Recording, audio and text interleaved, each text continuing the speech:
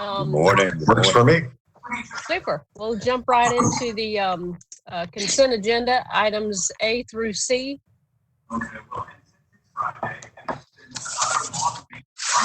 A through C. Any questions? Mr. Paul, I have one. Yes, 4D, Commissioner. But we're on A through C. Oh, okay. All right. Yeah. Good. And if anybody can mute, I'm not sure who's got some background.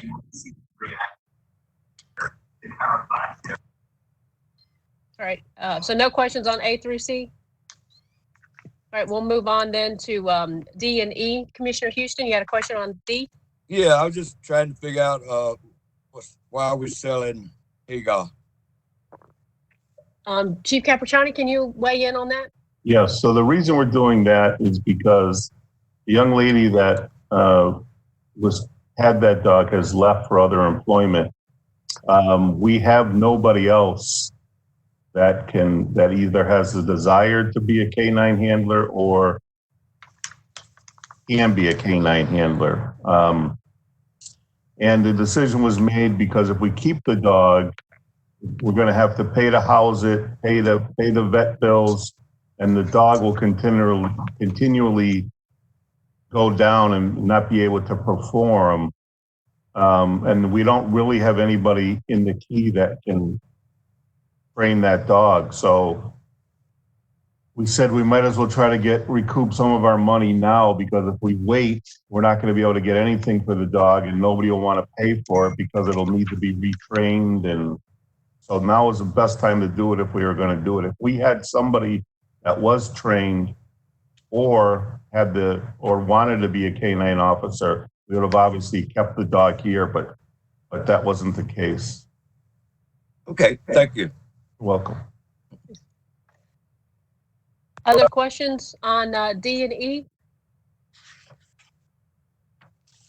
All right, if not, we'll move on to on the consent agenda, the consider authorization for the town clerk to certify annexation petitions received from the following. Genevieve, can you explain a little bit more about what this means?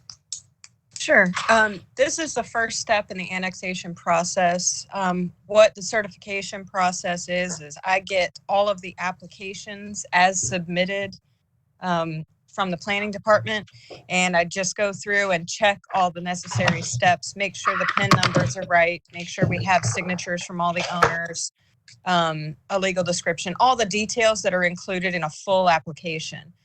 Once this step is done at the June 1st meeting, I'll be bringing to you any of the applications that are sufficient with a certificate of sufficiency, and then you all can vote on any or all of those at the public hearing, which will be at the second June meeting. Okay, so if I understand what the request is for Monday night is just for you to accept these applications for processing, and in no way does this or should this have any presumption of approval. That's correct. For the request. That's correct. Okay. Questions for Genevieve in this on this item? Mayor Pro Tem Qualls. Go ahead, Mr. Compton. Thank you. So yeah, I just want to clarify too. So if I have any questions regarding these parcels, I'll wait till next month. Is that correct? When we officially vote on them. That's what I understand. Is that correct, Genevieve? Yes, you can. Well, you can feel free to contact myself or Danny. He's probably the best resource at any time for these properties. If you have questions. Right now, I'm just checking to make sure we have the appropriate signatures, PIN numbers, things like that. Okay, very good. I was a little confused on that part because it seems like I've gone through this before and had questions regarding the parcel, but it's not time to ask that question. All you're doing is certifying it. So I understand now. Thank you. Mm-hmm. Good. Other questions? Good. Okay, if not, we'll move along to the regular agenda item 6A. John Young? I am here. Can you hear me all right?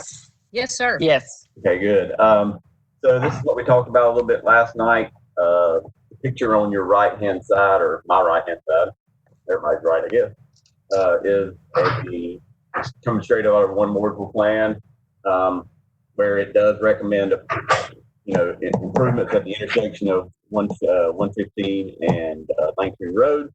So Eric Martin and Tammy did apply for funding back in October of last year, and we did receive some funding on this particular project, as we talked about. It is a 20% match, and then of course we're total amount out the door is about $5 million. 20% of that is ours, so you can see that it's roughly $1 million. Deborah and I have discussed this already. We are comfortable moving forward with this agreement. As far as the agreement goes, this is not a contract. It's technically a contract, I guess, but not a contract to do the work. It's just the agreement that we're going to receive the funding from the NCDOT. On Monday, I do have a small presentation. I think it's got about 4 or 5 slides in it. Talks about some of the other TIAs in the area that actually have this particular intersection on them. Talks about some of the level of service currently with this particular project or this intersection. So a couple more slides to kind of give some background. But again, this is a good thing. You know, we're still trying to get money from all our local sources and of course our federal sources as well. We have not had any indication, I know Mr. Claus has a couple of questions. We have not had any indication that these funds, which are called VA funds, direct funds, have been pulled at this time. The only thing that we have been, I've talked with DOT, they have not necessarily firmed this up or given us any guidelines on it, potentially having what they call delayed reimbursement. And delayed reimbursement means we would basically say, hey, we're okay with waiting some time before we get money back on this project. I'll be perfectly honest, most of our reimbursements are delayed. So I'm not sure that changed a whole lot. Either way, we'll talk about that a little on Monday, but just basically that agreement. Multiple impact. So I'll take any questions. All right, any questions for Mr. Young? Mayor Pro Tem Qualls? Yes, Commissioner West. Thank you. I just have one question. I just want to make sure that I'm not missing anything on my agenda, but this item shows in my agenda 5A, not 6A. So I'll make sure we didn't add anything. I'm not looking at the wrong thing here. Genevieve, can you speak to that? I will. I'll look into that, Gary. I'm not sure. I have to take a look at what you guys got for the hard copies. Okay, I just want to make sure mine shows 5A. So if we slip something in, I might not have an updated agenda. Maybe it's just me. I don't know. That's the same. That's what's on mine as well. It needs to be 5A on the slide. Okay, I'll make that change. Thank you. Thanks. Super. Other questions for Mr. Young? Okay, hearing none, we'll move on to the. Yes, Mayor I'm sorry. Go ahead. I'm sorry. My Commissioner mute Compton? button was on. Okay, I don't. Again, regarding the number and letter, I don't have that picture. That diagram is being shown on the screen either in my packet. So I wonder if I could get that. I guess I could copy it. I can send out a copy of John Young's presentation. Okay, that'll help. Thank you.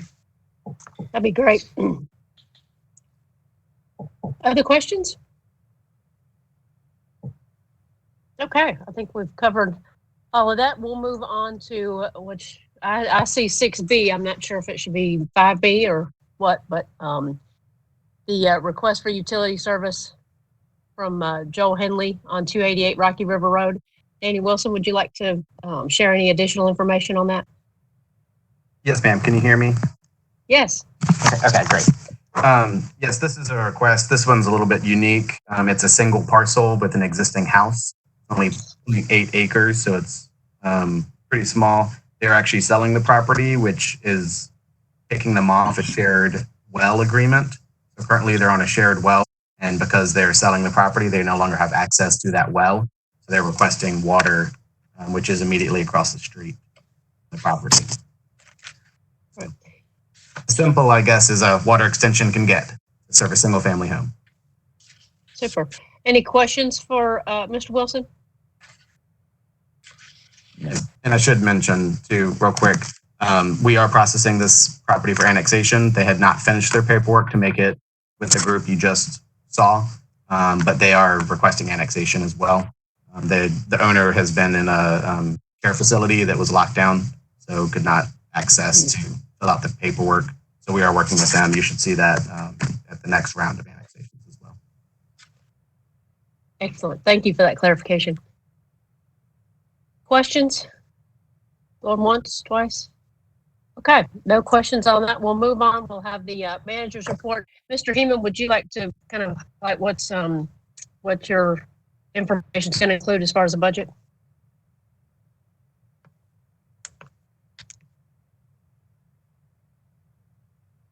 Mr. Heeman still with us? Oh. Can you hear me? Oh, now we can. Yes, sir. Oh, sorry. I'll have the manager's budget message. So there'll be a couple page letter that outlines the budget and just a brief, very brief discussion of the budget. And I was going to ask Deborah, we'll make that available to the public. Deborah, I'm assuming that we will be able to get a digital copy of this out as well. I want to put you on the spot, but I know we'll have a hard copy for folks to view at Town Hall.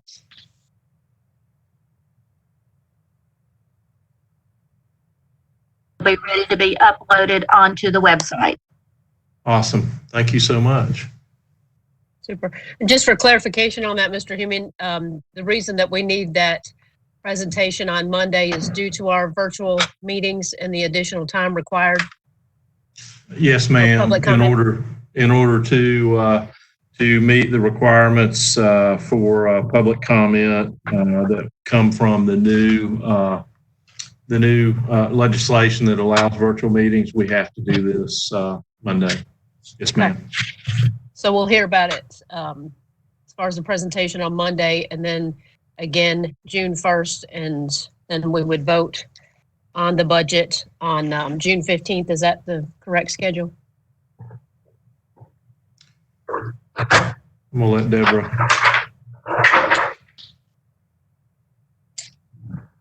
This is Sherry. And I can speak to this too. If the board holds a virtual meeting, yes, that would be the schedule, would be to have a public hearing on June 1st and then vote on June 15th.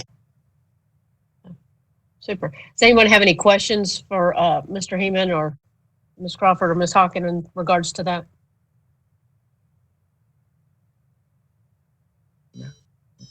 Hearing none. Mr. Heeman, is there anything else that you'd like to add to the meeting?